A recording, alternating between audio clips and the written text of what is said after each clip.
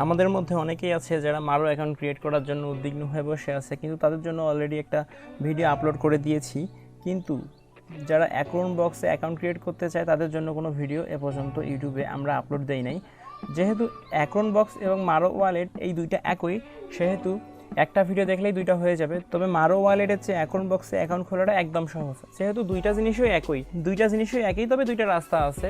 মারো কানেক্ট একটা, account box একটা, এই দুইটা দুই রকম, কিন্তু জিনিসটা একই। ফিনিশিংয়ে আপনি যাবেন, জিনিসটা একই, মারোটা একই, এসিএনটা একই, জিনিসটা একই, জাস্ট ক্রিয়েট করার সিস্টেমটা একটু আলাদা। আমরা এর আগে দেখাইছি মারো কানেক্টে অ্যাকাউন্ট ক্রিয়েট করতে হয়, যেটাকে বলা হয় ওয়ালেট, আর আজকে দেখাবো কিভাবে অ্যাকাউন্ট বক্সে অ্যাকাউন্ট ক্রিয়েট করতে হয়, যেটাকে বলা হয় অ্যাকাউন্ট বক্স।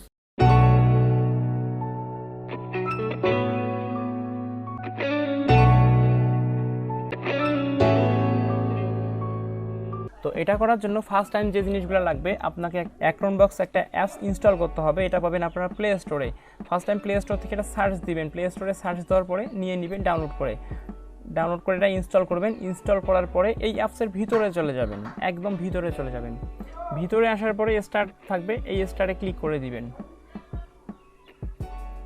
স্টার্টে আসার পরে এখানে দেখেন আইডি ভেরিফিকেশন রিওয়ার্ডস, এইখানে ক্লিক করবেন। এইখানে ক্লিক করার পরে আপনাদের কাজগুলো শুরু হয়ে যাবে।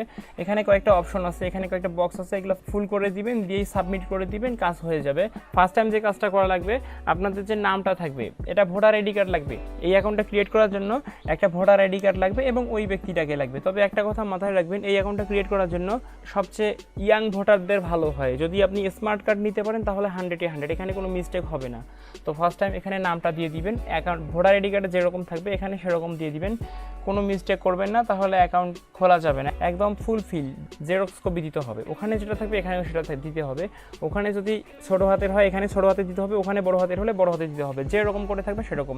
তারপর একটা ইমেল দিয়ে দিবেন, এটা হচ্ছে ইমেল। সেকেন্ড স্টেপ, একটা ইমেল দিয়ে দিবেন। ইমেলটা দেওয়ার পরে কান্ট্রি সিলেক্ট করতে হবে।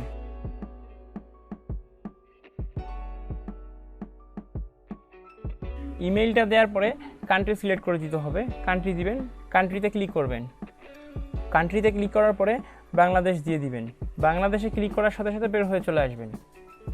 আসার পরে এখানে দেখেন আইডি, মানে একটা আইডি, আপনার আইডি কার্ডটার যে কাজ এখন সেইটা লাগবে। আইডিতে ক্লিক করবেন। আইডিতে ক্লিক করার পরে গভর্নমেন্ট ইস্যু আইডি, এখানে কিন্তু পাসপোর্ট লাগবে না, এইটা মাথায় রাখবেন, এখানে পাসপোর্ট লাগবে না, গভর্নমেন্ট ইস্যু আইডি এখানে ক্লিক করবেন। ক্লিক করার পরে take a photo of the front side of your ID, একটা আইডির সামনের যে পার্টটা এখানে সেটা লাগবে। নর্মালি আইডির সামনের যে পার্টটা সেটা লাগবে।